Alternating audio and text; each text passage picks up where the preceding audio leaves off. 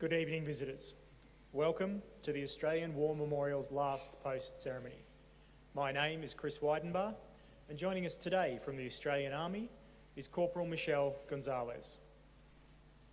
We are honoured to acknowledge His Excellency Mr. Abel Gutierrez, Ambassador of Timor-Leste to Australia, Mr. Julio Pinto, Senior Advisor on Foreign Affairs, Defence and Security to the President of Parliament, and accompanying Timorese Parliamentary Committee B delegation. We also warmly welcome a delegation from the Career Management Branch Army Headquarters who are in attendance this evening. We welcome the veterans who have served, those that are still serving, and the families that love and support them.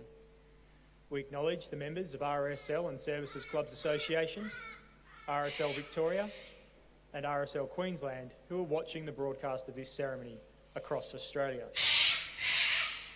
During this evening's ceremony, wreaths will be laid at the base of the Pool of Reflection by visitors to the memorial and students on behalf of the following schools.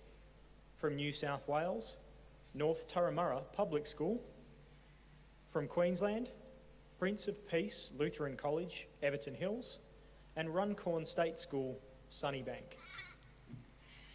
I now ask all who are able to please stand and join in singing the national anthem.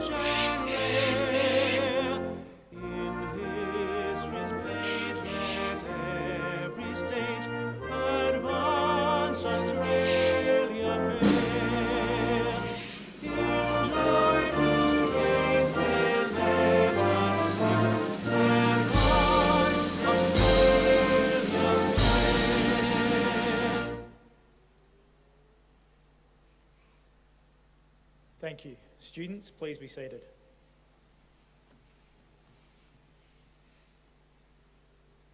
The Australian War Memorial was the vision of Charles Bean, Australia's first World War official historian. Bean landed with the Australian troops on Gallipoli and stayed with them at the front through to the end of the war.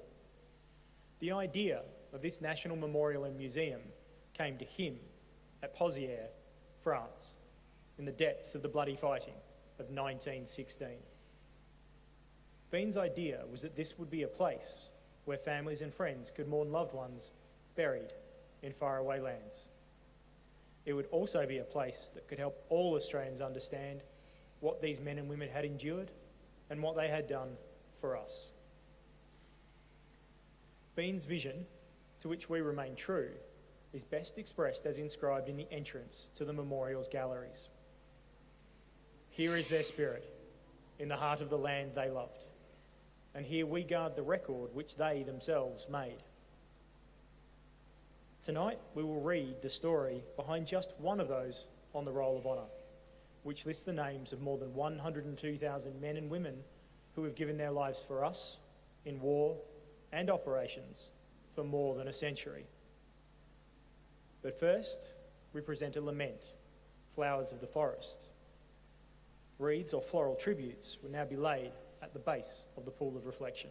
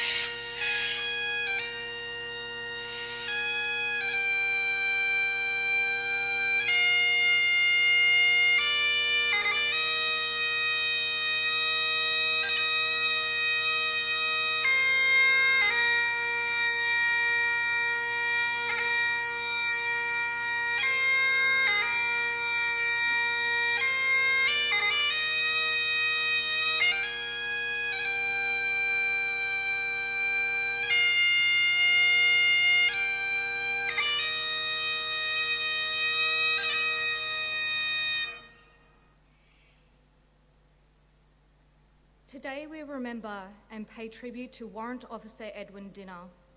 Edwin Dinner was born in the village of Morong, near Bendigo in Victoria. He attended the Morong State School and after became a journalist. At the time of the outbreak of war, Dinner was working at the Yea Chronicle as a reporter and a printer.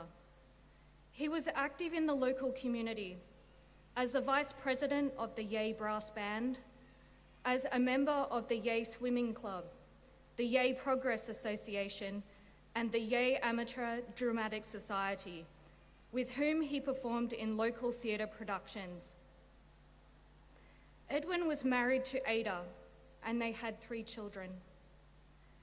Dinner enlisted in the Australian Imperial Force in November 1915 and was assigned to the 1st Australian Remount Unit, which was raised to maintain the mounts of the Light Horse Regiments. However, Dinner was transferred to the AIF Canteens Unit shortly after his arrival in Egypt and was promoted to corporal.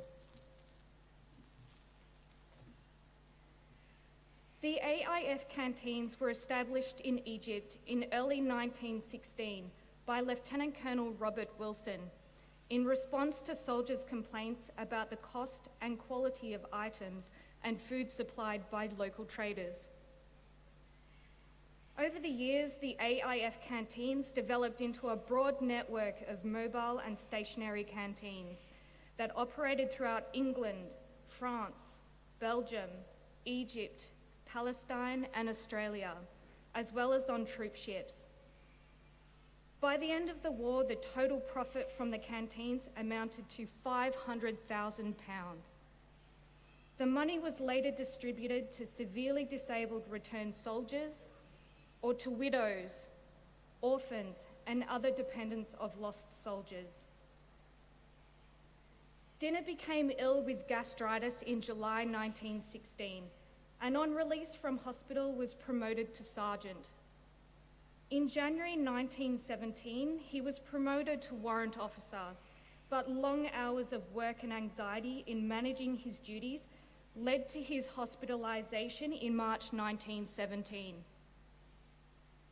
After his release, Dinner was attached briefly to the Remounts Depot to manage rations and then went back to the canteens unit.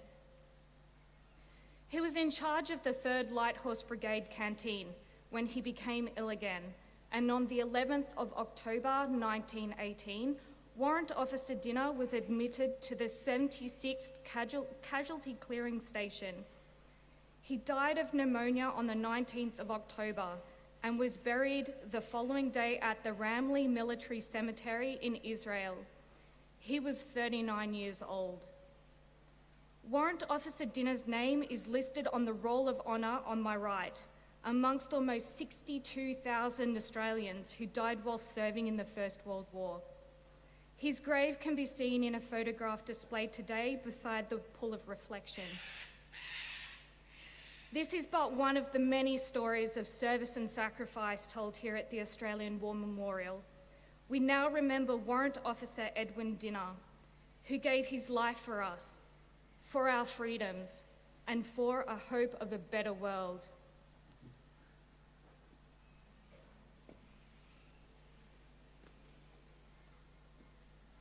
Please stand for the reading of the ode and the sounding of the last post.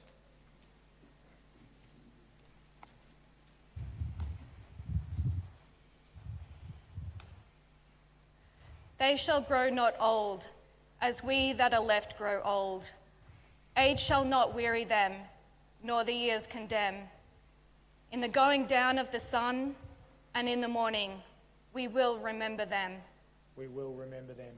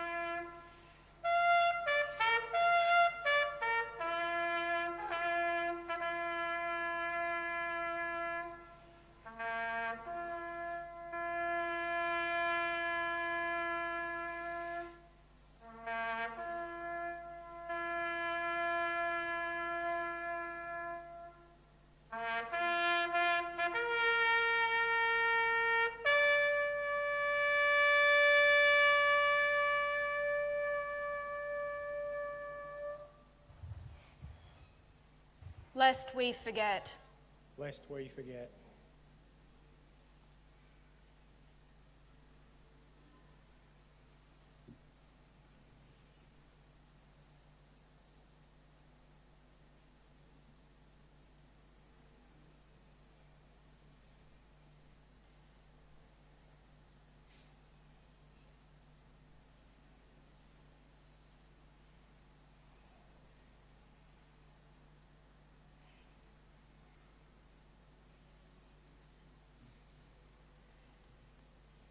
We leave you this evening with the words of the memorial's founder, Charles Bean.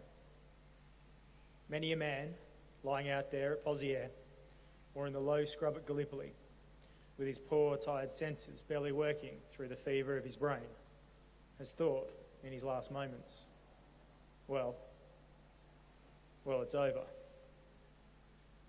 But in Australia, they will be proud of this.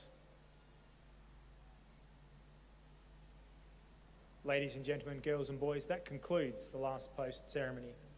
We thank you for visiting the Australian War Memorial and wish you all a very good evening.